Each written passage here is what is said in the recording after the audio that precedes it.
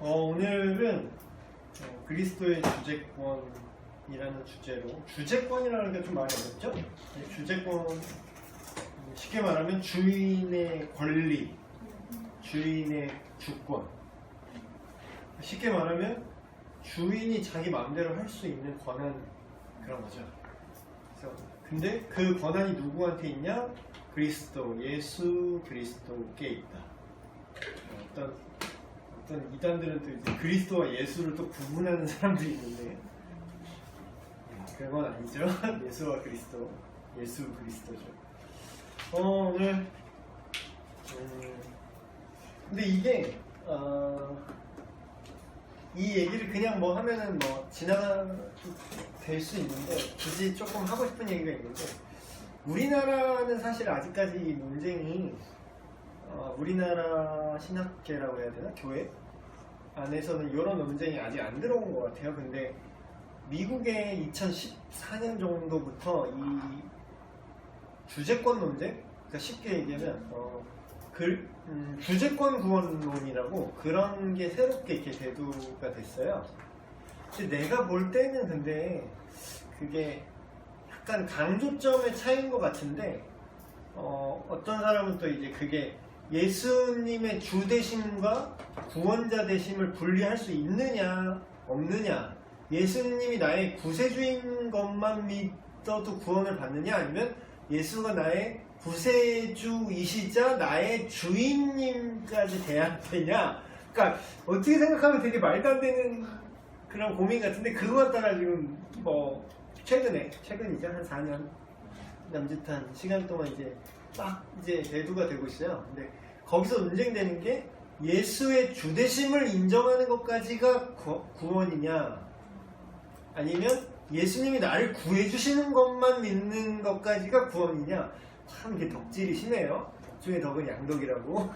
미국 신학계에서 이거 갖다가, 근데 이제 보면은 결론부터 얘기하면,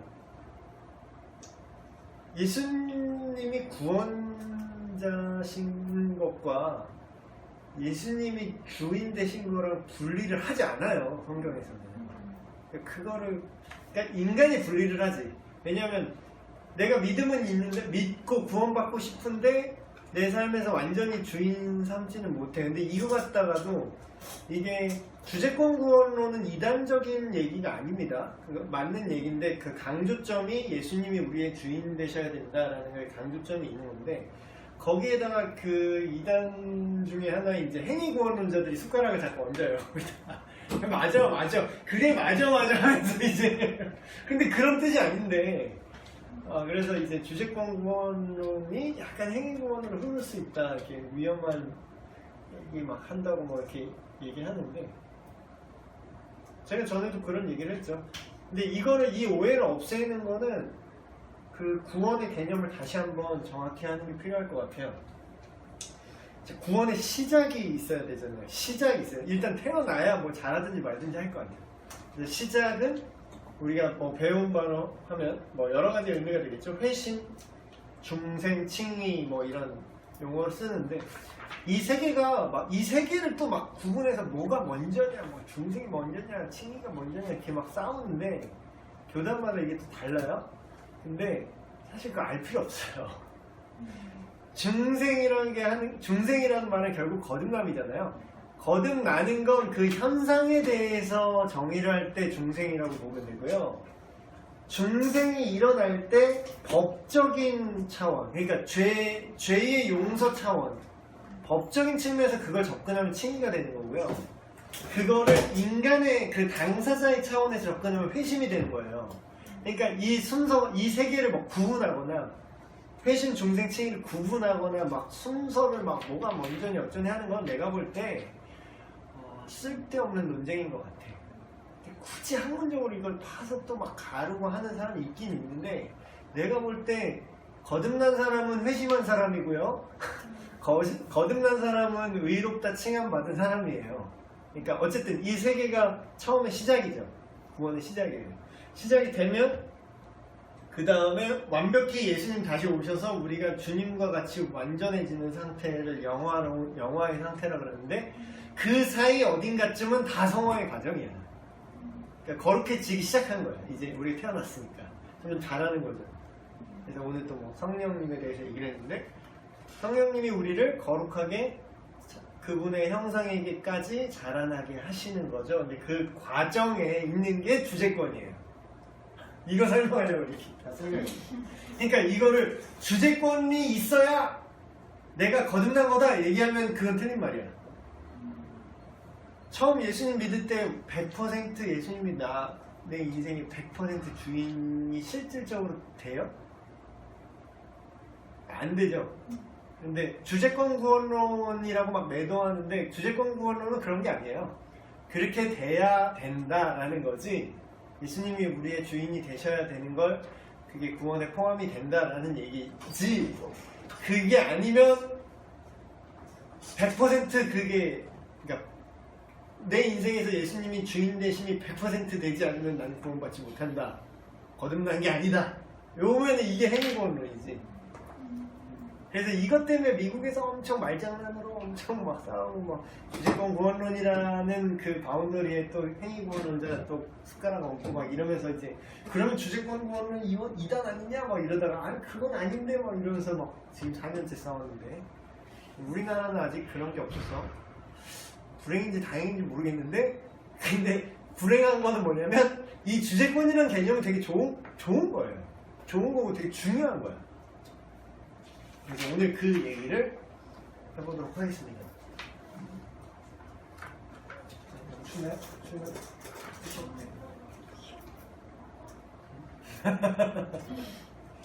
안 내려와. 나한테 왔어. 뭐야? 날라가다. 벌레요? 네. 날아다니는 애가. 너무 추운데 여러분한테 한번 물어봅시다. 우리가 수많은 찬송가나 찬양의 가사 중에 주님이라는 표현이 엄청나게 나오죠.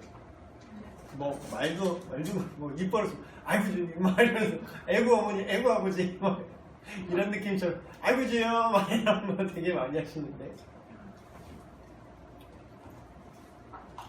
근거가 뭐예요? 여러분 생각에 예수님이 여러분의 주인이 되셔야 되는 것 같긴 해요. 그래요?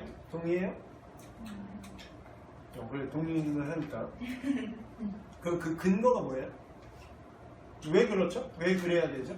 예수님이 왜 여러분의 주인 되셔야 되는 거죠? 근거. 우리를 만들어줬어. 아, 창조주.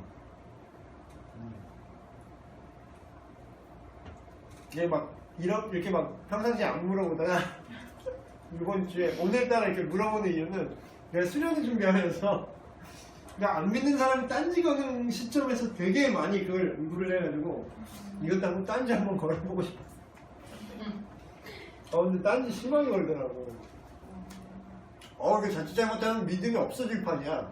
그거 그러니까 그게 토의를 하자는 건데, 앞에 그들의 딴지 거는 얘기를 듣고 그걸 여러분들이 토의를 한 다음에 성경적인 기독교인이 답해라 그랬으니까 기독교인이 답한다 하는 그런 컨셉이거든요.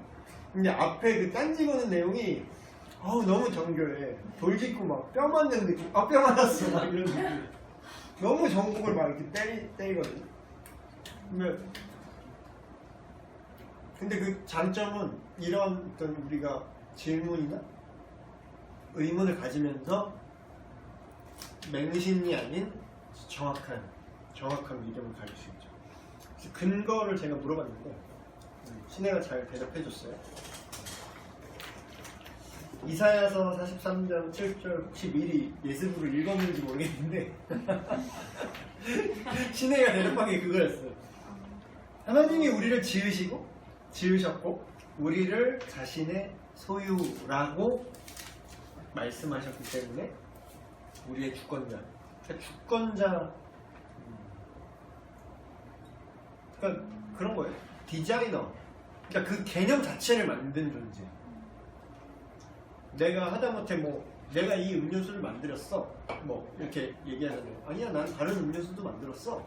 이렇게 누가 이렇게 얘기할 수 있지만, 음료수라는 개념 자체를 만든 사람은 더 엄청난 잠자리 같은 게 나타나는데요. 잠자리 같은 애가.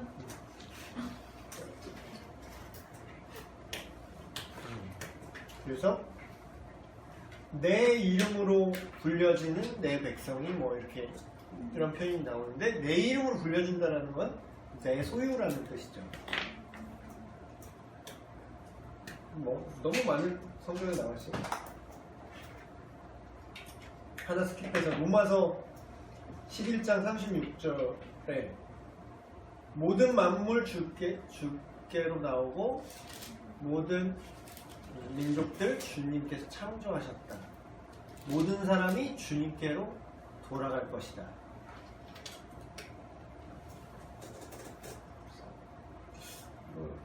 이것도 지금 녹음을 하고 있는데 이 주제로 지금 새로 곡이 나와요. 나오는데 이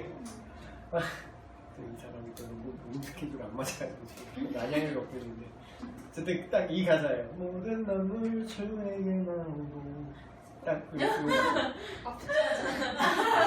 제가 음원보다 먼저 나가지. 내가 절대 못 알아들어. 내가 이렇게 부르면 이 노래인지 몰라. 전혀 다른 노래. 내가 흥얼거리면 못 알아들을 거야.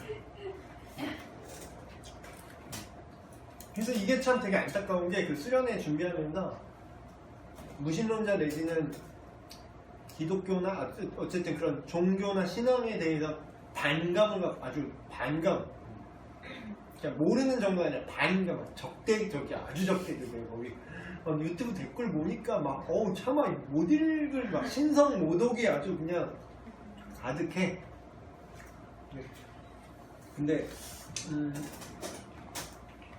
이렇게 성경을 근거로 주제권을 얘기한다면 성경에 대한 인식이 있어야 되더라고요. 보니까 그 사람들한테 성경에 이렇게 써있어요 그러면 다음 소설 뭐 이렇게 그러니까 성경을 안 믿으면 그냥 그 내용이 설득력이 없어서 성경을 인용해서 그걸 설명하는 게 별로 도움이 안 되더라고요. 그러니까 실질적으로 성경이 도움이 안 되는 게 아니라 실질적으로 성경이 모든 것이지만 그 사람 인식 안에서 먼저 그거를 바꾸기 위해서 그래서 변증이라는 게 필요한 것 같아요. 그러니까 성경이 진짜인 이유부터 설명을 하거나 아니면 성경이 아닌 어떤 전제를 하나 해놓고 이렇지 않냐 생각을 해봐라 이렇지 않냐 이렇게 설득하는 게 참 필요하더라고요. 그거 지금 다 만들었는데 이틀 동안 만들었어. 근데 그 10가지 질문인데 내가 보니까 그 할당된 시간이 2시간이야. 근데 2시간 갖고 안 될 것 같은데 한 5번 하다 끝날 것 같은데 그래서 일단 그래도 뭐 타이틀이 10가지 질문이니까 만들어 놓긴 했는데 일단 임원들 또 프로그램 짜기 귀찮군요. 10시간 토론으로 한번 미안 시간이기 때문에 드리는 일단 뭐 다 만들어 놓긴 했어요. 그래서 이렇게 주제권의 근거에 대해서 지금 성경을 인용을 했는데 여러분은 성경이 이 땅에 보이지 않는 하나님이 보이는 말씀으로서 지금까지 몇천 년이 넘는 세월 동안 우리 손에 오게 하신 하나님의 섭리요 그런 내용을 믿기 때문에 사실 이 구절로 인정이 되는 거죠. 또 바울의 모범이 있어요. 예수 그리스도의 주제권을 인정했던 바울의 모범. 오늘 읽었던 구절이죠. 로마서 14장 7, 8절에 아까 읽은 그 구절 보시면 기도하는 마음을 너무 잘 하고 있는데 그 찬양도 있죠. 사나 죽나 되게 옛날 찬양이 있어. 사나 죽으나 주님의 것일세. 뭐 거의 타령 같은 노래 하나 있거든. 나름 아기 때부터 교회 다녀가지고 되게 연식이 오래된 노래도 알아요.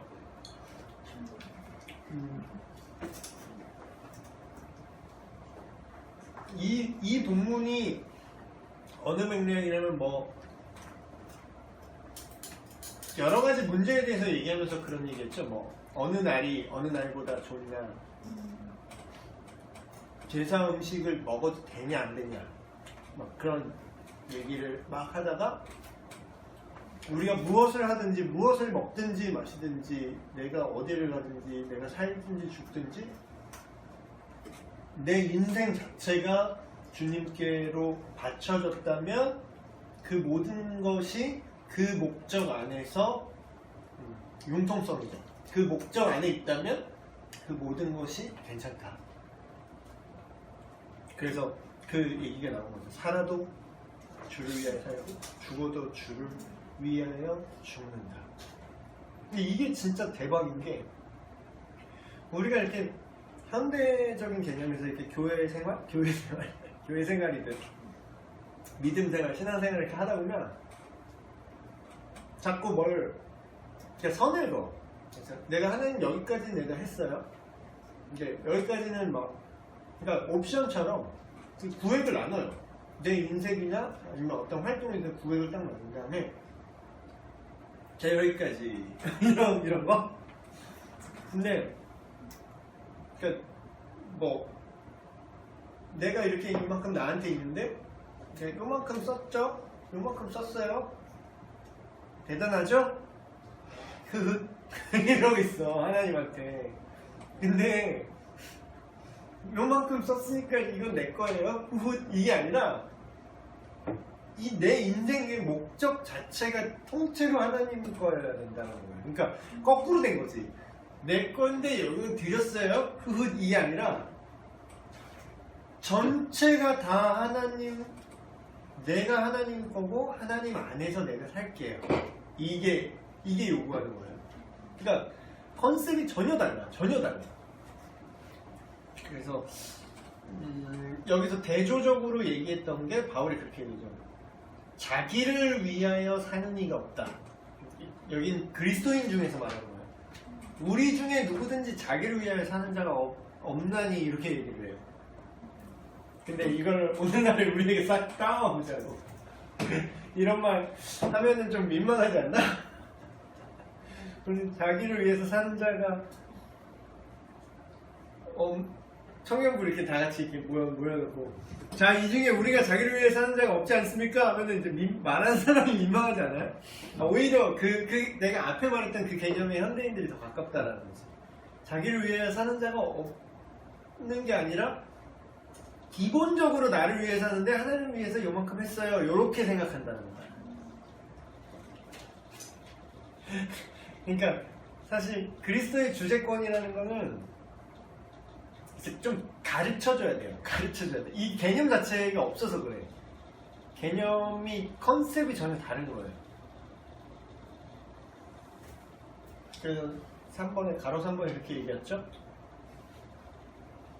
주님을 위하여 죽는 건 이제 우리가 흔히 잘 아는 순교 뭐 이런 건데, 제가 몇 번에 걸쳐서 뭐 많이 여기저기서 얘기를 했지만, 여러분, 솔직히 현실적으로 봤을 때 여러분 앞으로 여러분 인생 중에서 여러분 죽기 전까지 순교할 확률 거의 없어요. 너무 좋아하는데? 안 싫다. 너무 좋아하는데? 진심 영혼에서 나오는 웃음, 영혼 깊숙이 끌어오르는 웃음이었어요. 걱정입니다. 물론 한국적인 상황에서 여러분이 갑자기 꽂혀서부터 선교지에 나가면 또 얘기는 확률은 달라지는 건데 기본적으로 지금까지는 그런 것 같아요. 그러면 여러분한테 당면한 진짜 문제는 뭘까요? 순교 걱정할 게 아니라 한 5분 버티는 게 어려워. 주님을 위해서 5분이라니까 잘 안 와닿죠? 오늘 하루를 이렇게 돌아봅시다. 오늘 하루가 이제 거의 다 나가는데 오늘 하루를 이렇게 한번 돌아보세요. 그러면 저에게 가르침을 주신 그 강명식 교수님께서 실명 또 걸어둔 이 영상을 보실지 모르겠지만 그런 얘기를 하신 적이 있어요. 그 찬양의 가사 중에 그게 있어요. 뭐였지? 전심으로 그 찬양인가? 전심으로? 그 찬양 가사 뭐였죠? 경배하리라 전심으로 그러잖아요. 근데 그러면서 확 깨는 얘기를 하셨어. 우리 막 다 꽂혀가지고 다 이러고 막 부르고 있는데 거기다 찬물 팍 끼워주는 얘기를 딱 하셨어. 근데 5분이라도 하나님께 마음 드릴 수 있니 지금? 전심이란 건 전체인데 전체 중에 5분이 빠지면 전체가 아닌 거예요. 5분이라도 빠지면 전체가 아니라고. 그러니까 이게 당연한 얘기인데도 생각을 못하고 있었던 게 내 마음에 24시간이 있다고 했을 때 5분이 빠지면 전심이 아니라는 거야. 근데 그런 마인드로 이거를 생각하면 주님을 위해 죽는 걱정을 하는 것보다 주님을 위해 사는 게 그렇게 쉽지가 않아요. 그게 참 쉽지가 않아. 그래서 우리의 모든 삶의 목적과 방향성과 이런 얘기를 참 많이 하는데 사실 말은 저도 이렇게 하면서 되게 죄송해. 이 얘기를 하면서도 되게 많이 하면서 되게 죄송해. 왜냐면 이래야 됩니다 라고 말하지만 이게 쉽지 않다는 걸 너무 잘 알기 때문에 그래서 저는 말만 이렇게 하는 게 아니라 그럼 어떻게 그렇게 할 수 있는지를 좀 구체적으로 막 디귿하는 거를 이제 하려고 하죠. 근데 그것도 이제 여러분이 따라와야 하는 건데 그래서 결국 바울의 이 말을 했던 이때 당시의 맥락은 뭐냐면 내가 열심히 복음을 전하고 내 생명까지 걸 수 있다. 왜냐? 내 인생이 내 게 아니니까. 내 인생이 내 게 아니니까. 이제는 말 그대로 이제는 내가 사는 것이 아니요 내 안에 그리스도께서 사는 거다. 근데 우리가 이게 너무 또 식상하게 너무 유명한 구절이기 때문에 그냥 이것도 또 종교적으로 이렇게 받아들여요. 근데 종교적인 게 아니라 이거 어떻게 설명해야 할까? 여러분들 또 자매분들이라서 또 이런 감성 없을 텐데 갬성 이거 남자 갬성이라서 그 옛날에 막 이런 거 있잖아요. 요새 막 무협영화 이런 거 안 보시죠? 옛날에 막 결투하다가 막 잡혀왔나? 장수가 이렇게 잡혀왔어. 삼국지 이런 거 보면 장수가 이렇게 딱 잡혀놓고 이렇게 막 묶어놓고 이제 군주가 이제 막 옆에서 막 신하들이 죽여야 됩니다! 사용해야 됩니다! 막 계속 이러잖아. 목을 이제 치냐고 막 칼을 딱 뽑아가지고 으아! 하고 딱 했는데 옆에 엄한데 딱 밧줄 딱 자른 다음에 그러면 쫄았어. 나 죽는 줄 알았는데 눈을 이렇게 딱 감았는데 거기다 딱 이제 멋있는 데서 딱 날리잖아요. 넌 지금 죽었다. 이제부터 너는 네 생명은 내 거야. 이제 나를 위해서 너의 칼은 나를 위해서 쓴다. 막 이러잖아. 그럼 막 허걱허걱 막 감정에서 죽은 막 이러면서 충성을 다하겠습니다. 막 이러잖아요. 근데 이제 이런 이미지에 가까워요. 그 예수님의 주인 되심이라는 건 그러니까 원래 생명이 내 것도 아닌데 임대를 했는데 임대를 해서 주셨단 말이야. 값없이. 근데 그걸 내 멋대로 쓰다가 죽게 생겼어. 처음에 일단 지으신 것 자체가 하나님 건데 그걸 더군다나 내 멋대로 죄를 지어서 죽음에 이르게 됐죠. 근데 그거를 또 살려줬네. 그러면 그 건진 생명은 내 게 아니라는 게 얘기예요. 처음부터 내 게 아니라는 거지. 근데 사실 저도 되게 지금 고민되는 건 그러니까 답을 처음부터 끝까지 ABCD 다 알고 있잖아요.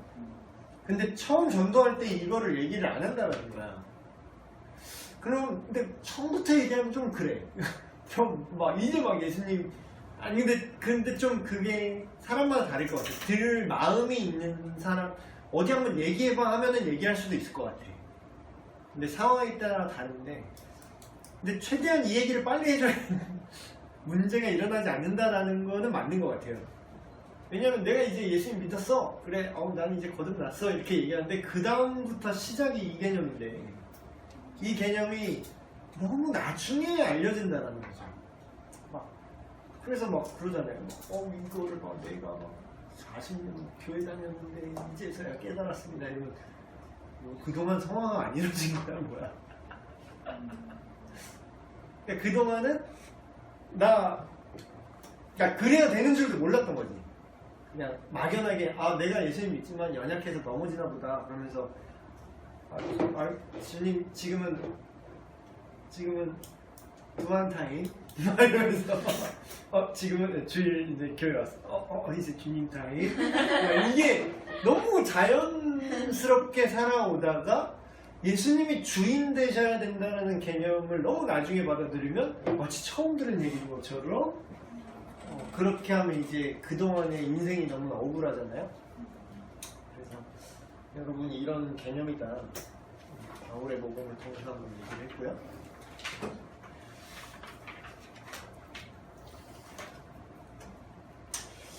괄호 5번을 저거 보면 이거 좀 실질적인 얘기 좀 해볼까요? 당신에게 있어서 주님이 마음대로 지배하시는 영역과 지배 통치하시는 다스리시네요. 찬양의 가사에서 많이 쓰는 가사인데요. 결국 이게 그거예요. 하나님 나라예요. 하나님 나라. 그리스도의 주재권도 다 연결돼. 그리스도의 주재권이 뭐예요? 딴 얘기를 하면 하나님 나를 다스리는 거잖아. 주님 말 그대로 주님 되셔서 나를 다스리시는 거잖아. 언젠가 지금 몇 주 전에 제가 설교 때 얘기한 거. 예배합니다. 찬양합니다. 주님만 날 다스리소서. 그 결국 하나님 나라예요. 하나님의 통치가 내 마음속에 내 인생에서 내 삶의 영역에서 이루어지잖아. 그러면 그게 뭐야? 또 거꾸로 얘기하면 주님의 주재권이에요. 근데 실제는 그리스도인이 대답해야 10가지 질문 그거 준비하면서 막 또 뼈 맞는 느낌인데 그거는 내가 웬만한 거는 진짜 막 다 이렇게 9개는 막 헛소리라서 다 이렇게 잘 이렇게 했어. 근데 마지막은 진짜 그렇네? 하면서 그냥 뼈 맞은 느낌이었어. 그래서 우리가 근데 그 답은 결국 그거였어요. 예수님이 나를 100% 다스리지 않기 때문에 일어나는 일이야.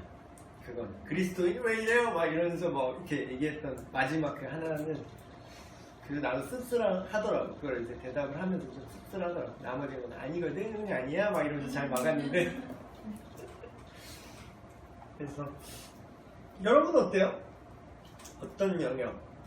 이따가 뭐 한번 그림도 한번 그려볼 건데 오늘은 좀 액티비티하게 진짜 기다리고 있는 거야. 진짜 계획된 거야. 이제 시작이야. 그거는 이거는 이따 그림 그릴 때니까 연결되니까 그때로 미루고 라오디게아 교회의 그 예를 들어볼게요. 그거는 부정적인 모범인데 반면교사라고 하죠.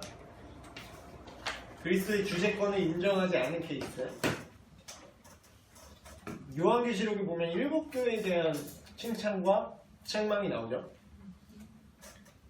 먹으면서 말하지 말라고 욕 먹었는데.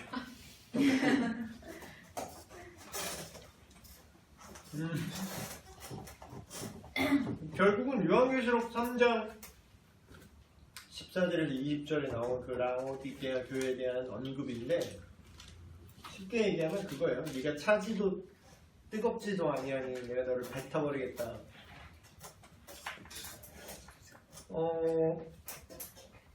문제가 2가지예요. 뭐 2가지 뿐이겠어요? 2가지. 참 문제가 너무 많아.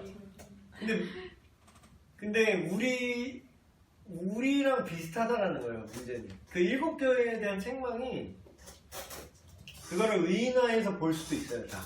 그러니까 그거를 나랑 상관없이 라오디게아 교회 참 나쁘다 이러면서 넘어갈 게 아니라 그 모습이 나한테 있다라는 걸 돌려서 이렇게 책망하시는 부분도 분명히 존재하는 거죠. 예수님이 이렇게 책망합니다. 17절을 보시면 나는 부자라 너희들이 그렇게 얘기한다는 거야. 나는 부자라 부유하여 부족한 것이 없다 라고 네가 스스로 얘기하나 네 곤고한 것과 가련한 것과 가난한 것과 눈먼 것과 벌거벗은 줄을 네가 뭐 알지도 못하네 이렇게 얘기하세요. 근데 이제 나는 안 그런 줄 알았어. 나는 내가 가난한 줄 알거든. 그런데 이러더라고요. 이 개념이 아니라 자 이거를 부자라 부여야 부족한 것이 없다. 내가 막 이렇게 자만심에 빠져 이렇게 노골적으로 자만심에 빠져 있지는 않나요? 보통은.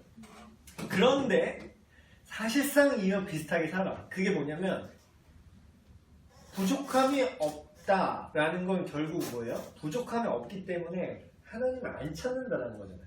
그러니까 부족함이 없는 게 포인트가 아니라 나는 부족하니까 나는 여기 내가 해당이 안 돼 이렇게 생각했는데 부족한 게 포인트가 아니라 부족함이 없다고 네가 느껴서 결론은 하나님을 안 찾는 게 포인트예요.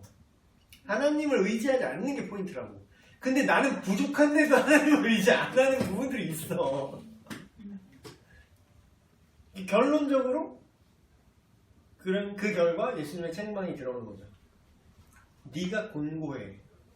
네가 가난해. 근데 가난한 게 네가 진짜 물질적으로 가난한 걸 얘기하는 게 아니라 하나님 앞에 가난해.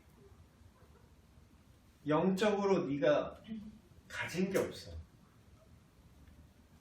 네가 눈이 멀어서 볼 줄을 몰라. 성경을 보지를 않고 성경을 봐도 뭔 뜻인지 모르면 눈먼 장님인 거지.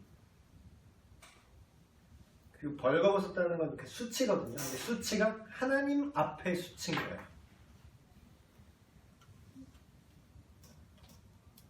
그러니까 죄가 많다는 거죠. 수치스러운 그런 부분들. 그래서 이거 개인한테도 충분히 적용시킬 수 있는 말씀이더라고요. 또 많이 또 언급되는 게 미지근 하면은 예수님이 더 싫어하시 차든지 뜨겁던지 해라 이렇게 얘기하죠. 근데 나는 어렸을 때부터 이 얘기 많이 들었던 것 같아요. 근데 이 얘기를 어릴 때부터 교회 오래 다닌 사람이 제일 듣기 싫어하는 얘기죠. 나도 이 얘기 들을 때 썩 그렇게 유쾌하지 않았어. 왜냐면 나갔거든. 그때 미지근은 뭔가 꾸준해. 근데 뭐가 없어. 그냥 꾸준하기만 해. 그냥 나와 그냥 교회 빠지지 않고 나오기만 해. 근데 뭐 복음이 뭔지 모르겠네. 전도는 먹는 건가? 그냥 살아. 그런 거죠. 근데 여기서는 이렇게 얘기해요. 미지근하다는 말은 무슨 뜻이냐면 우리의 신앙이 무기력하고 결단성이 없고 지속성이 없다. 근데 여기 되게 이렇게만 얘기하면 되게 또 뜬구름 잡는 얘기 같아서 제가 그러면 좀 정리를 했어요. 왜 무기력해지죠? 왜 결단성이 없죠 우리가? 왜 지속성이 없을까? 생각을 해봤어요. 근데 저의 옛날에 한번 생각을 해봤을 때 거꾸로 생각을 해보니까 뭔가 확실한 게 없을 때 이렇더라고요. 뭔가 확실한 게 없어. 그러니까 확실하다는 게 뭐냐면요. 확실한 거는 이렇게 기든 아니든 결판을 내라고 이 자식아 이렇게 나온다는 거지. 그러니까 어떤 기준을 확실하게 던지면 기든 기면 기고 아니면 아니어야지. 중간은 없잖아. 근데 그 기준이 없는 거야. 그 확실한 뭔가가 없는 거야. 그래서 예수님이 차든지 뜨겁든지 하라라는 그 요구도 그런 메시지죠. 그래서 저는 그거 준비하면서 그 무신론자들이나 기독교에 대해서 되게 공격적인 그런 사람들의 얘기를 이렇게 듣고 그거를 그들이 어떻게 생각하나 이렇게 보고, 물론 대다수가 엄청난 신성 모독의 마인드를 갖고 진짜 말도 안 되는 얘기를 되게 감정적이더라고. 근데 오히려 그렇게 욕을 심하게 하고 노골적으로 차마 입에 못 담는 그런 이제 얘기를 하는 거 보면은 차라리 그런 사람들이 뭐 분노가 있잖아요. 그러니까 내가 이렇게 느끼게 했냐 말이야. 내가 왜 이렇게 느끼게 했냐는 말이야. 신이 있으면은 왜 인생이 이렇게 이 강도들이 이 난리야. 그러면서 뭔가 이렇게 억울함이 있고 뭔가 분이 있잖아. 그러니까 확실하긴 해, 이 사람은. 확실하긴 하다고. 확실하게 열받았지. 확실하게 신을 부정하거나 확실하게 신이 있다면 나는 그 신이 밉다는 거야. 너무 확실하다. 근데 그렇게 확실한 사람한테는 답을 주면은 정말 그 사람이 일부러 이제 반대를 위한 반대를 하는 게 아니었다면 정말로 알지 못해서 화가 난 거라면 그 사람은 답을 찾을 거예요. 그러니까 그게 중요한 거예요. 그러니까 바울도 비슷한 케이스죠. 확실하게 핍박을 했지. 확실하게 그런 건 없었는데 딱 물론 이제 어떤 사람은 바울의 그 회심을 그냥 기적적인 것 때문에 100% 회심했다라고 이제 오해하는 분들도 있어요. 물론 계기는 그게 맞죠. 예수님이 갑자기 나타나서 막 눈 안 보이게 하고 막 그 기적을 해서 믿게 됐다라고 하는데 사실 성경에 다시 그 교회 바나바가 부르기 전까지 13년의 세월 동안 시골에 짱 박혀서 성경을 연구해요. 바울이. 그러니까 복음서를 다시 예수가 그리스도인 입장으로 다시 성경을 다시 보는 거야. 바울이. 그냥 거의 수련을 한 거죠. 그래서 확실하게 핍박하던 자가 물론 기적적으로 처음에 기적이 계기가 돼서 예수님을 만났지만 그러면 내가 알던 성경은 뭐지 하면서 확실하게 그거를 다시 본 거야. 확실하게. 그럼 뭐가 잘못되면 내가 뭘 잘못 생각했지? 정말 예수가 근가? 하고서 확실하게 다시 보니까 더 단단해진 거죠. 그래서 이런 것들은 예수님의 주재권을 인정하는 게 겉보기에는 더 인정하는 것처럼 보여. 막 그런 거 있잖아요. 재수없는 표현으로 막 네네네네네네 하면서 안 해. 할게요 막 이러면서 다음에 할게요 막 이런 식이야. 뜨뜻미지근하다는 건 이런 거예요. 그러니까 이런 것들은 그런 주재권을 인정할 때 이런 확실함을 통해서 이런 것들을 깨트릴 수 있다. 그래서 또한 쓸데없이 이제 너희가 아까 말했던 그 부분이죠. 자만한 거죠. 나는 부족한 것이 없다라는 거야. 글자 그대로 나는 더 필요한 게 없어. 그래서 부자가 천국에 가는 게 너무나 어렵다. 하나님 나라에 들어가는 게 너무 어렵다. 그렇게 얘기하는 건데 결국은 라오디게아 교회가 갖고 있었던 문제는 쉽게 얘기하면 갈망의 부재예요. 팔복을 예수님이 얘기할 때 의에 줄이고 목마른 자는 복이 있다 이렇게 얘기하죠. 그 갈망이 있다는 거예요. 갈망. 뭔가 지금 우리가 사는 이 세상이 뭔가 정상은 아니야. 정상은 아니고 뭔가 문제가 있어. 이걸 누군가가 해결해 주셔야만 해. 그런 갈망. 그런 것도 없을 정도로 아주 무감각해졌다라는 거죠. 그래서 이런 자만심과 적극성이 없는 이런 거, 뜨뜻미지근한 거, 이런 거를 깨트리려면 내가 어떻게 해야 될까라고 좀 생각을 해보니까 이런 질문이 필요한 것 같아요. 여러분 한번 깊게 한번 생각을 해보세요. 여러분 믿음이 너무 좋아서 뭐 이게 해당이 안 될 수도 있지만 깊게 한번 생각을 해보세요. 이게 뭔가 이렇게 애매한 사람들이 이런 질문을 스스로에게 하면은 뭔가 좀 계기가 될 것 같아요. 어떤 질문이냐면 이대로 충분한가? 정말 이대로 충분한가? 뜨뜻미지근한 예를 들어서 뭐 뜨뜻미지근한 교회를 다녀. 교회에 빠지지는 않아. 그러나 왜 가는지는 모르겠어. 뭐 교사들 뭐 애들이 그럴 수도 있죠. 교회 뭐 오라니까 가. 그런데 왜 가는지 모르겠어. 근데 이게 우리는 막 그렇게 얘기하면 또 그게 문제만 바라보고 너 그러면 안 돼. 똑바로 믿어야 돼. 막 이러잖아. 아, 그 말은 맞지. 근데 그런다고 그게 되진 않는 게 문제인 건데. 그럴 때 그런 애들이 많이 있잖아요. 그럼 교사가 그렇게 얘기를 하는 거지. 뜨뜻미지근하게 그렇게 자기도 교회를 왔어. 왜 오는지도 몰라. 그러면 그 자체가 문제잖아요. 그럼 문제를 아는 것부터 시작이라고. 거기다 그 애한테 이렇게 얘기를 하는 거지. 지금 이렇게 교회에 이렇게 나오는 게 괜찮은 거 같니? 그럼 두 가지 반응이 있어. 안 괜찮아요. 근데 안 괜찮은 게 두 가지 반응. 안 괜찮으니까 안 나올래요. 이거 봐. 이게 안 좋은 케이스.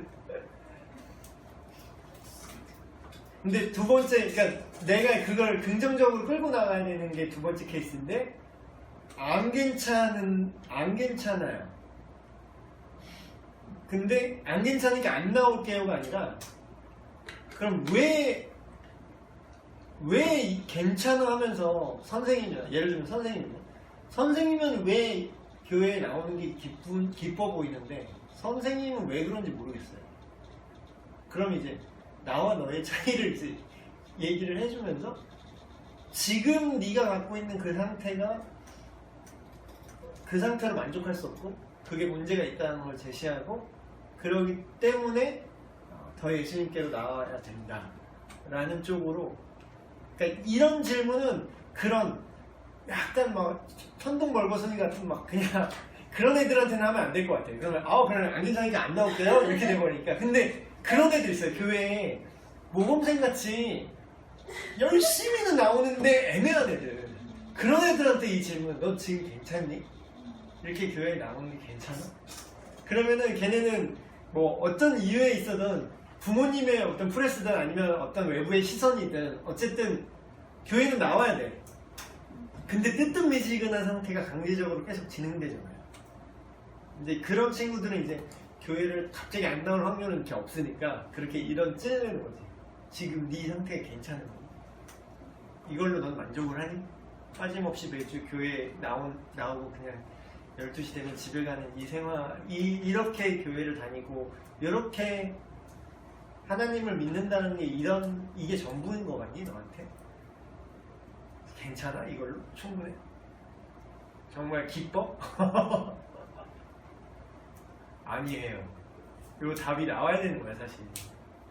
아니에요. 그 답이 나와야 되는 거지. 이제 그런 유형의 애들은 아니에요가 안 나올 확률이 없기 때문에 이런 접근해서 그럼 아니에요부터 얘기를 끌어내서 내 믿음에 뭐가 문제가 있다는 걸 인식시키고, 그러니까 네가 문제야 이런 접근을 하는 게 아니라 긍정적으로 그게 잘못됐다는 걸 알기 때문에 그럼 더 나은 믿음으로 나아가는데 그 나아가기 위해서 어떤 스텝을 우리 밟자. 네가 이렇게 이걸로 충분하지 않고 지금 허무하잖아. 너도 지금 아니잖아. 이대로 충분하지 않잖아. 너도. 이렇게 교회 다니는 게 너도 만족스럽지 않잖아. 근데 선생님은 이렇게 교회 다니는 것뿐만 아니라 내가 예수님 믿는 게 너무 기쁨이 돼, 선생님은. 근데 그러기 위한 네가 예수님을 아직 잘 모르기 때문에 네가 네 마음에서 어떤 벽을 치고 선을 두고 그냥 종교 생활에만 머물고 있기 때문에 네가 지금 참된 만족이 없는 거야. 예수님을 어차피 교회 나올 거 확실하게 더 예수님이 어떤 분인지 더 알아보지 않을래? 하면서 이제 함께 이제 가는 거지.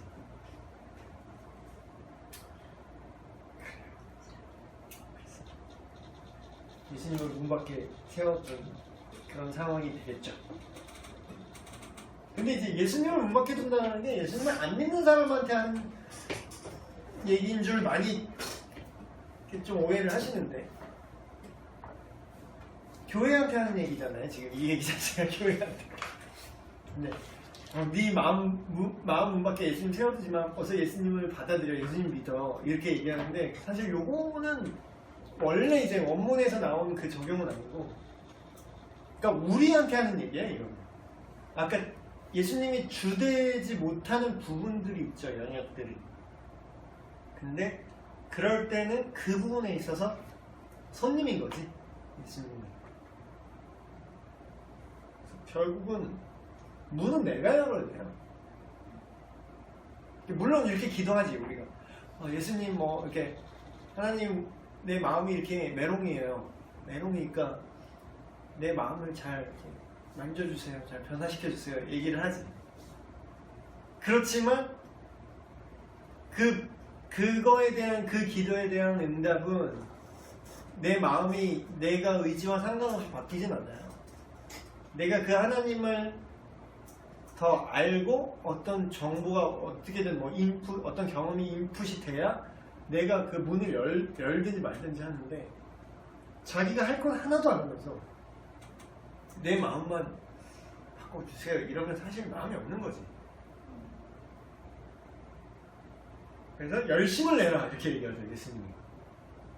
회개하고 돌이키어 열심을 내라. 열심을 내라는 게 행위구원을 얘기하는 게 아니라 아까 말했던 확실해지라는 거예요. 확실해지는 것에 네가 액션을 취하라는 거야.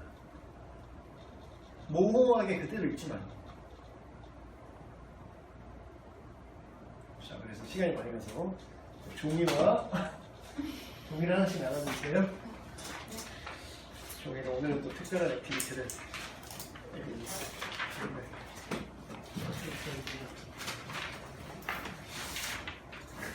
그림 잘 그리는 사람도 재밌을 텐데. 제일 싫어하는 시간. 아, 제일 싫어하는 시간이야? 그림들이 그 정도야? 아, 그 정도요? 발로 그려도 돼요. 자, 뭘 그리냐면 나무? 동그라미를 크게 그려요. 동그라미를 크게 그리고 그 안에 가운데 의자를 그려요. 나의 신앙생활이 나오겠는데. 그러니까 자기가 원하는 걸 그리지 말고 자기의 상태를 그리라는 거야. 자기가 원하는 걸 그리지 말고 마음이 찌그러졌네. 야, 너 얼마나 안 찌그러졌나 보자. 원을 하나 그려요. 동그라미 크게 그리고 안에 의자. 그 안에 가운데 의자를 그려요. 의자? 의자 없어서. 의자? 너 만에. 망했어. 더 망했어. 더 망했어. 되게 잘 그리지. 그래요? 여기서 거기가 엄청 잘 혼자 그렸다. 그나마. 좀잘 그렸네. 가운데 의자를 그리라고? 가운데 의자를 크기는 상관없어. 컴퍼스 대고 그리시면. 입체적으로 이렇게 그리시든 아니면 이렇게 옆모습으로 그리시든 그리세요. 의자 어떻게 지 의자 이렇게. 자, 이렇게 그렸어요 저는. H. 맞아, 이거 사용기에 나오는 H 의자 아닌가요? H 의자. 옆모습으로 그려도 돼요. 기억이 안 나죠. 의자를 그리시고 상상을 해보세요. 이 가운데 의자를 하염없이 바라보는 거야. 아직 못 그렸구나. 의자도 왜 의자를 가운데다 그리세요 일단. 이때 먹어야겠다. 너무 H인데 진짜? 미술출 주시네요. 미술 유치원 어디 유치원이야? 이게? 지역 미술하고.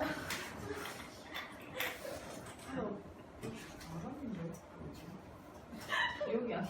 보통 애기들하고 같이 있으면 그림 많이 그리죠. 그러니까 나 안 그렸어. 절대 이거 그려주세요. 근데 이러지 않아요. 안 돼요. 혼자 그래서요? 하는 거예요, 스스로. 자 그러면 그 동그라미 안에 여러분이 관심을 두고 있는 거를 적으세요. 동그라미 안에. 요즘으로 하지. 여러분 아니면 인생 전체로 봐도 되고, 아니면 요즘, 아니면 그런 거 있잖아요. 막 이렇게 사람 얼굴 이렇게 그려져 있고 뇌 이렇게 해놓고 여기 뭐 양심 점 하나 찍혀 있고 막 이런 거. 네, 그죠? 그치. 그런 느낌으로 내구조 느낌으로 여기 안에다가 이제 포션을 채우는 거지. 여러 개. 하나만 계속 하나만 생각하면 하나만 하세요. 하나만 생각하면. 이렇게 하니까 관심 있는 거 같아. 관심 있는 거.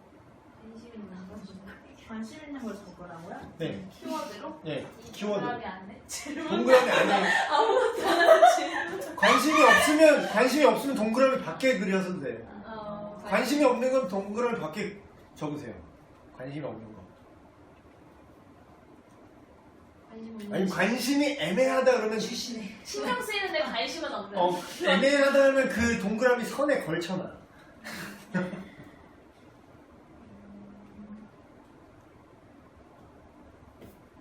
아니면 카테고리 뭐 가정 뭐 이런 식으로 뭐 학교 이렇게 카테고리로 해도 됩니다.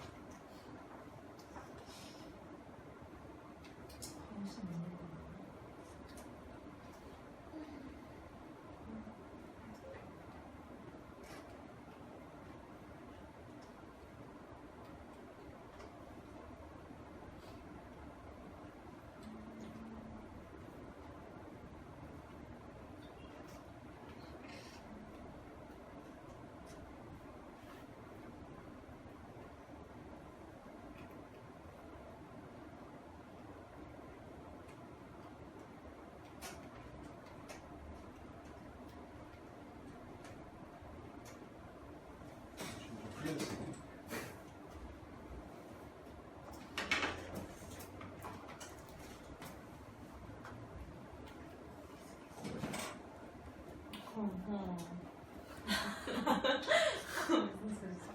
뭐야? 코막 부린 거야? 수련회가 포션 크네. 춤을 안 돼. 여기서 이제 방수랑 노관심. 안주라는 거야 수련회 원 밖에. 저 멀리 저만 이렇게 찍혀있어. 뭐? 누가 더 쏘지? 소름 돋았어 뭐야 퀘스트가?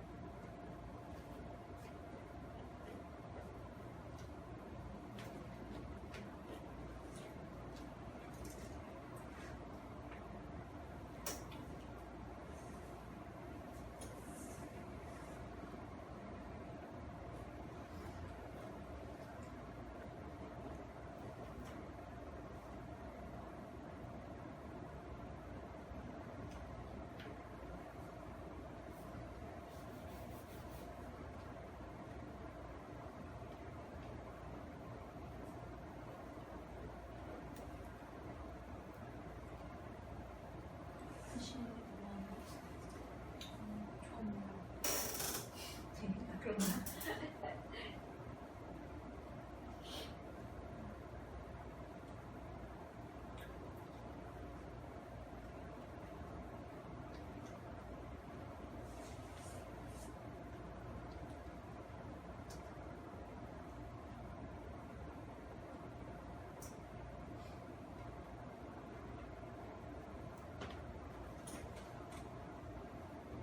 시간이 많이 없으니까 적당히 이렇게 키워드를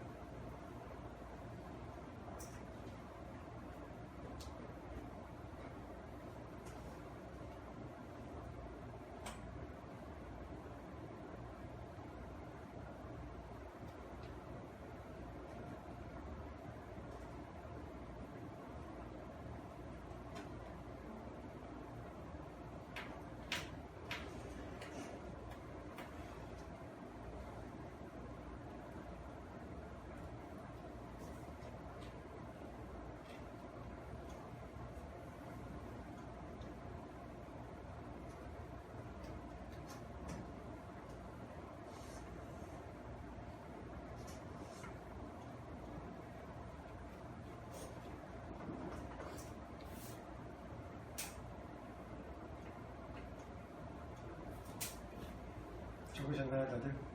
네 되게 많이 적으셨다.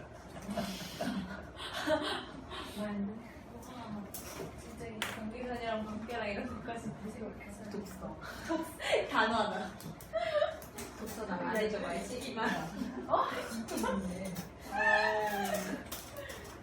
생각 관심 있는 거야. 그 영역들이 이렇게 있죠? 네. 그 영역들이 있죠? 아 근데 시간이 없는 게 되게 안타깝다. 이거 되게 시간 많아요. 시간 많아. 아직 300분도 네. 있는데. 길게 얘기할 수도 있는데 이게 카테고리를 해놓고 뭐 여러 개를 키워드를 했는데 여기서 요구하는 건 책에서 요구한 거는 예수님 자리가 어느 쯤인가 이제 이미지화하는 걸로 이제 얘기를 했어요. 근데 내가 이걸 하면서 그러니까 뭐 FM은 의자에 예수님이 앉아 계시냐, 내가 앉아 계시냐, 내가 앉아 있냐, 아니 예수님이 내 마음 아예 밖에 있냐. 그러니까 솔직히 이제 불신자는 요거지. 이제 아예 밖에 있는 게 이게 불신자야 사실.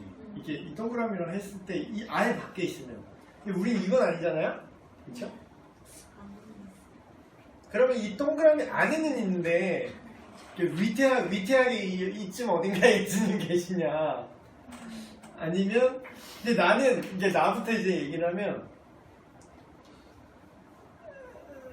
약간 의자 쟁탈전을 약간 하는 것 같아요. 예수님이. 그러니까 왔다 갔다 하는 것 같아요. 왔다 갔다. 그래서 기본적으로 내가 말은 여기 앉으시라고 계속 하고는 있어. 내가 여기 앉으시라고 말은 계속 하고 있어. 시간에서 안 믿기는 거 아니에요? 그러니까 자리가 없어요. 자리가 없어요. 때때로는 약간 맞아, 거의 네. 거의 앉아있어. 앉으세요, 여기 앉으세요 하는데 약간 이렇게 애매하게 앉으세요 약간 이런 느낌? 다시 앉아요. 다시. 근데 어떤 영역에 있어서는 그냥 내가 그냥 앉아있고 아 여기 예수님 앉으셔야 되겠구나 약간 이런 거? 이런 것도 있는 것 같아요. 그 영역에 따라서 그럼 여기 근데 어떤 영역은 심지어 어떤 영역은 여긴 예수님 앉으셔야 돼요? 여긴 내가 앉는 거 아니에요? 약간 이런 것도 있고 결국 그런 건데 그거를 이제 그림으로 이제 한번 표현을 해보세요. 네? 아니면 그 적어놓은 걸 갖다 얘기를 한번 해볼까요? 네? 적어놓은 걸 갖다가 제일 포션이 큰 게 뭐예요? 하나만 얘기해. 시간 없으니까 하나만 얘기하자. 제일 큰 거. 큰 게 내가 지금 가장 관심이 많아. 그렇죠. 이 동그라미 안에 가장 메인 이슈.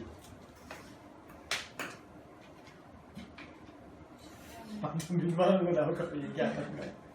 이거 빼고. 알아서 바로 필터하고 있어요. 지금 영상 내 마음에서 3위 정도를 일단 이거 1위 말고.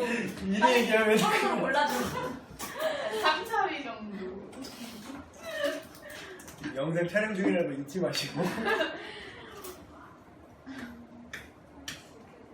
전 직업. 직업이 요새 포션이 크군요. 거기에 그 영역이 있어서 예수님이 앉아야 되는지 안 앉아야 되는지 이걸 지금 논의하는 건 너무 웃길 것 같고, 만약에 직업 영역에 있어서 그 자리에 예수님이 그 주인공 의자에 앉으신다면 어떻게 해야 되는 걸까요? 어떻게 해야 그 직업 영역에 있어서 예수님이 주인 되시는 걸까? 그걸 고민해 봅시다. 어떻게 해야 되지? 선택에 있어서 고민을 한다는 거야? 아니면 골라져 있는데 그걸 어떻게 할까를 고민한다는 건가?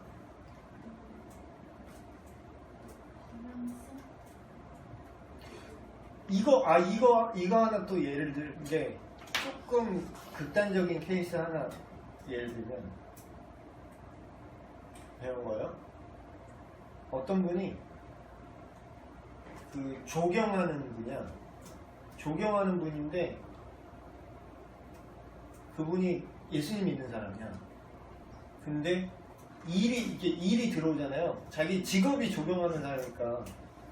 근데 일이 들어왔는데 일이 뭐냐면 불상 만드는 일이야. 근데 이분이 예수님 믿는 사람인데 불상을 만들어야 돼. 그러니까 형아 어떻게 해야 될까요, 여러분? 이분의 인생에 있어서 예수님이 주인 된다면 아까 직업 영역에 있어 예수님이 주인 되신다면 어떻게 해야 되는 걸까? 돈을 많이 줘. 또 거기 불교가 돈이 많아요. 또. 그러면 먹고 살려면 그걸 하긴 해야 돼. 근데 나는 크리스찬이야. 그럼 어떻게 해야 될까? 여러분 같으면 어떻게 해야 될 것 같아? 그리스도인의 주인 되심을 어떻게 표현할까요? 근데 이게 뭐 잘 만들어. 나 몰래 십자가를 부처님 이마에. 발바닥에. 몰래 십자가 새긴다? 소심하게. 네. 가슴에. 성경 구절을 써나 몰래? 네. 예수 믿고 구원받은 아니 이게 문제는 그래 예를 들어서 그래 눈 딱 감고 한 번 만들었어. 예를 들어서 눈 딱 감고 한 번 만들었어. 근데 잘 만들었다고 소문이 난 거야. 그러면 만약에 잘 만들어도 소문이 나면 그 각종 불교계에서 이 사람을 막 불러요. 그러면 이 사람은 계속 불상을 만들어야 돼. 그럼 뭐, 간증이 되는 거죠. 뭘 간증해? 뭘 어떤 포인트에서? 어떻게 간증할까요? 그 사람들 앞에서 난 사실 그리스도입니다. 크리스찬입니다. 불상 밑을 한번 봐봐. 불쌍을 열어봐라. 쪼개봐라. 그 안에 진리가 들어있고. 어렵다. 저 어려운 문제죠. 아예 불씨가 키워지기 전에 써버려야 써버려야 되나? 되나? 그래서 이게 지금 이걸 얘기하는 이걸 답을 내자는 건 아니에요. 그러니까 제가 전에도 이런 얘기 한 적이 있는 것 같은데 어떤 사람 막 이런 사람이 있어 막 예수님 믿어요. 보고 뭐 했던 얘기 또 하고 그 다음 거 뭐예요? 예수님 믿는 게 너무 단순해요. 뭐 단순하긴 이제 시작인데 지금 이런 걸 해야 돼요. 우리는 이제 예수님 믿는 사람이 이런 거 고민해야 돼. 그 다음 스텝 되게 복잡해요. 되게 머리 깨져요. 이 인생은 그렇게 단순하지 않아. 우리 되게 단순하게 얘기하죠. 야, 주님이 원하시는 내가 직업 안에서 내가 예수님을 주인 삼겠습니다. 어떻게 할 건데? 뭐가 주인 삼는 건데? 그걸 정리가 안 되잖아요. 적용이 안 되잖아. 고민해야 되는 거지. 다른 거, 직업 얘기 말고 다른 거 뭐 나온 거 없어요?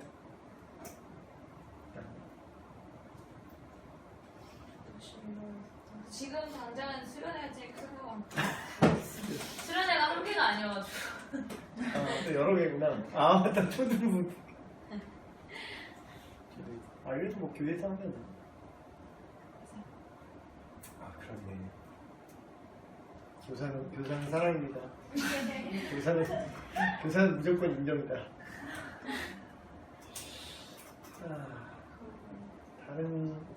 다른 거 뭐 없어요?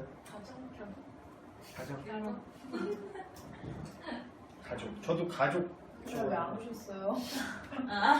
하필 그날.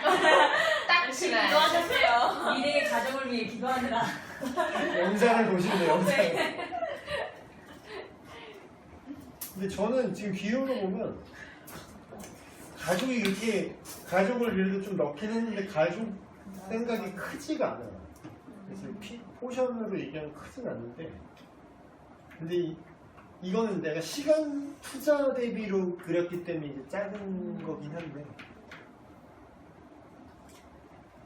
가정 안에서 예수님의 주대심 한번 생각해 볼까요? 가정 안에서 내 가정의 영역에서 근데 또 이게 오해하지 마세요. 목사님 오늘 가정에서 예수님 주되셔야 된다고 했는데 문 딱 차고 들어가고 아버지한테 우리 집은 오늘부터 예수님이 주인입니다 막 이러면서 아버지 TV 돌릴 때 CTS만 보세요. 그럼 이제 가정에서 예수님이 주인 되신 거야? 그러면 이제 그러라는 뜻이 아니에요. 그러라는 뜻이 아니라 당신의 가정에서 당신의 포션이 있잖아. 그러니까 예를 들면 저는 포션이 좀 크네요. 제가 가장이니까 크긴 하지만 나라면 그렇게 할 수 있겠다. 오늘부터 우리 집안은 뭐 예수님이 주인이야. 예수님 눈 시퍼렇게 뜨고 살아계신데 우리 집에서 이런 꼴은 일어날 수 없어. 이런 거는 뭐 나는 할 수 있겠지만, 근데 여러분은 그런 거 이제 아버지한테 그런 난리 나잖아요. 그게 아니라 여러분이 갖고 있는 포션이 있죠. 가정 안에서 뭐 딸의 역할이, 딸의 영역이든 뭐 있을 거 아니야. 그 안에서, 그 범위 안에서 어떻게 예수님이 주인 될 것인가. 이렇게 생각하면 그렇게 단순하진 않아요. 단순하진 않지. 물론 이제 시내 같은 경우는 다 믿는 아버지 어머니가 있어서 아버지한테 우리 가정에 예수님이 주인 되고 계십니까? 되게 한번 물어볼 수도 있겠지만 그래서 이런 부분들, 그래서 단순하게 사형리 뭐 농담삼아 사형리 의자에 예수님 이 십자가 이렇게 가운데 이렇게 올려놓는다, 이래야 된다는 건 알고 있지만 그게 그렇게 간단한 문제가 아니면 사실 실시간으로 고민을 해야 되는 부분이고, 그걸 적용 하나하나 하지 않으면 예수님을 내가 주인 삼습니다, 날 다스려 주소서, 오세선 목사님 그 얘기했다. 되게 속 시원해서 너무 마음에 드는데, 오세선 목사님 그런 얘기했어요. 주님 뭐 해주세요 자꾸 뭐 그런 얘기를 니들 하잖아. 이 잔챙이들 잔챙이 그러시는데, 잔챙이들아 얘기하시는데 그런 비유를 그런 거 하셨던 것 같은데, 너 밥이 이렇게 차려져 있는데 입을 딱 벌리고 이 맛있는 음식을 섭취하게 해주세요, 먹게 해주세요, 네 앞에 있잖아, 먹으라고, 먹게 해주세요 이러고 있다는 거야. 아니 그냥 먹어, 먹게 해주세요가 아니라 그냥 먹으라고, 네 떠서 먹으라고, 근데 먹게 해주세요 이러고 있다고. 근데 그거랑 비슷한 것 같아. 예수님 날 다스려 주세요, 예수님 날 다스려 주세요. 아니 그러니까 뭘 어떻게, 그런 고민 없이, 그러니까 기도라는 것도요, 어떤 선교사님 그런 얘기 하셨는데, 기도의 내용을 보면 그 사람 수준을 알 수 있다고. 믿음이 좋은 사람, 믿음이 좋다는 것도 좀 되게 추상적인 표현이지만, 믿음이 굳건하고 믿음의 질이, 예수님 표현대로 믿음이 많은 그런 사람은 어떤 사람이냐면요, 기도의 디테일이 달라요. 디테일. 그 선교사님 그 모임에서 그런 얘기하면 혼난대. 주님 날 다스려 주십시오. 그럼 혼난대. 그렇게 기도하면. 그럼 뭘 다스려? 어딜 다스려? 어디? 그걸 어떻게 다스려 달라고? 아니 다스리는 게 뭐야? 구체적으로 하라 이거지. 구체적으로 안 하면 안 하겠다라는 거지. 약간 이렇게 덮어놓고 이렇게 한 발 밀어놓고, 내 책임은 아니, 난 기도했어요, 그러니까 내 책임은 아니에요, 하나님 알아서 해줘요, 약간 이런 느낌으로 간다는 거지. 물론 이제 우리가 모든 걸 다 그렇게 알고 모든 걸 다 구체적으로 할 만큼 우리가 지혜롭지 않지만, 우리가 할 수 있음에도 그렇게 약간 불분명한 영역을 일부러 만들어 놓고 주님께 이렇게 말로만 주님이라고 이렇게 밀어넣는다면, 실제로 어느 세월에 네 삶에 예수님이 주인 되실 거냐 이 말이죠. 어느 세월에, 어느 포인트에. 근데 그 목적을 분명히 해서 이런 구체적인 영역들을 뚝뚝뚝뚝 생각해서 고민을 하고, 내가 이런 교회라는 포션도 이게 교회가 이렇게 큰데 저 같은 경우 교회랑 포션이 큰데 이 안에도 엄청난 게 있어요. 뭐 예배가 있고 내가 설교하는 거 있고 뭐 청년부 같은 거 있고 뭐 수련회 있고 뭐 교사들 관리하는 거 있고 뭐 여러 가지 막 있잖아요. 그러면 이 안에서 이게 디테일이 선명하게 이렇게 있는데 그러면 이 영역에서 예수님이 주인된 게 어떤 것이겠구나라는 것과 그걸 위해서 기도하고 또한 그게 됐는지 안 됐는지도 목표가 있기 때문에 분명한 그 선이 있기 때문에 결승선이 어딘지 알아야 되지. 그거를 설정을 해놓고 그 안에서 기준이 있어야 내가 결승선에 못 들어가는지도 알 거 아니야. 그러면 막연하게 내가 주님이 나의 삶의 주인이 안 되고 계세요. 그럼 되게 하려면 어떻게 해야 되는데 뭐가 구체적으로 어느 부분에서 뭐가 예수님이 주인이 안 되는데 그런 것들을 우리가 좀 고민하고 이 디테일을 촘촘하게 할수록 성숙한 그리스도인이 되고 그런 야 예수 믿는 예수쟁이들아 답변 좀 해봐라 이러면서 니들 왜 그러냐 이렇게 얘기를 할 때 이렇게 촘촘한 그리스도인만 그거에 대해서 잘 이렇게 대처를 할 수가 있는 거죠. 그래서 성경에 말하는 예수님의 주인 되심 그리고 세상이 감당할 수 없는 믿음이라는 건 현대적 의미로 보면 이런 개념인 것 같아요. 세상이 감당할 수 없는 믿음이라는 건 명확한 하나님에 대한 명확한 이해와 내 삶의 영역에 있어서 어느 부분에 하나님이 어떻게 다스려 주시는가. 진짜 질적으로 달라요.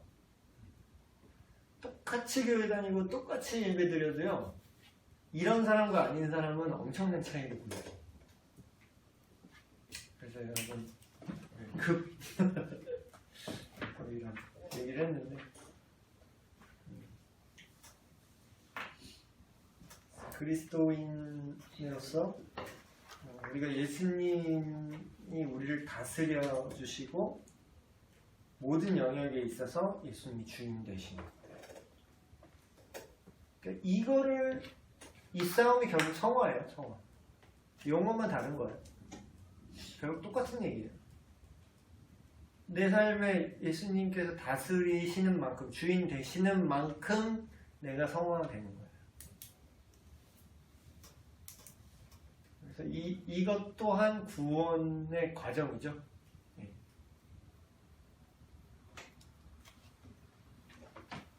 그래서 오늘 좀 많이 요약을 해서 얘기를 했는데 결단이 중요한 것 같아요. 그래서 오늘 지금 끝부분에 얘기한 것처럼 그래요. 내가 이제 예수님이 나의 주인 삼겠습니다. 이렇게 결단하는 거는 이제 초등학생 레벨. 이것도 안 해서 이 정도만 해도 감사하지. 이것도 안 해서 문제지. 결단을 했으면 이제는 이제 우리가 이제 생각할 거는 그런 초등학생 레벨로 뜬구름 잡는 결단을 하는 게 아니라 이런 스스로 이게 지금은 또 다 얘기할 수 없지만 스스로 한번 고민해 보세요. 아니면 이제 남편 될 분이랑 한번 이런 영역을 그려놓고 고민을 해보세요. 우리 가정 안에서 예수님이 주인 되신다는 건 도대체 무슨 뜻일까? 그걸 뭐 어떤 사람은 뭐 툴을 이게 세울 수 있죠. 우리는 뭐 그런 가정 예배를 드리겠다. 그래서 가정 예배를 드림으로 우리 가정이 예수님께서 다스리는 가정이라는 것을 계속해서 우리가 인식하겠다라든가 아니면 다른 저는 이제 아들이랑 막 그런 대화하는 아들을 대상으로 우리가 변증을 하고 있어요. 아직까지는 얘가 적대적인 애가 아니니까 이제 오히려 이제 정보를 제공하는 거에 가깝긴 한데 그래서 막 이런저런 얘기 하나님이 왜 그럴까? 그래서 하나님이 왜 그랬을까? 막 이런 식으로 막 얘기해요. 그런 것들이 근데 저희 아내는 옛날 사람이라서 가정 예배를 드리자 막 이렇게 그 형식이 되게 중요해. 근데 나는 예배 막 나는 또 이렇게 목사니까 예배 너무 많이 드리잖아 나는. 그래서 그러니까 아니 그냥 얘기하면 안 돼? 그냥 하나님 얘기하자. 그래서 근데 어떤 형식이 됐든 본질은 그걸 통해서 우리 가정이 또 아들이 우리 아들은 이제 돼. 근데 하면 아직 사람 아니더라고. 대화 말만 할 줄 알지 이게 대화가 안 돼. 그래서 너는 좀 아직 안 되겠다. 좀 더 커야겠다 이렇게 하는데 아들하고는 이게 돼요. 그래서 얘기하면서 그렇지. 그렇네? 막 그래서 막 생각해. 그래서 그런 것들을 통해서 저 나름대로는 우리 가정이 하나님께서 주인 되시도록 이제 1년의 노력을 하고 있죠. 자주는 또 못하고. 밥 먹으면서 이거를 계속 얘기하면 좋은데 밥을 안 먹었어 애들이. 그래요. 기도할까요?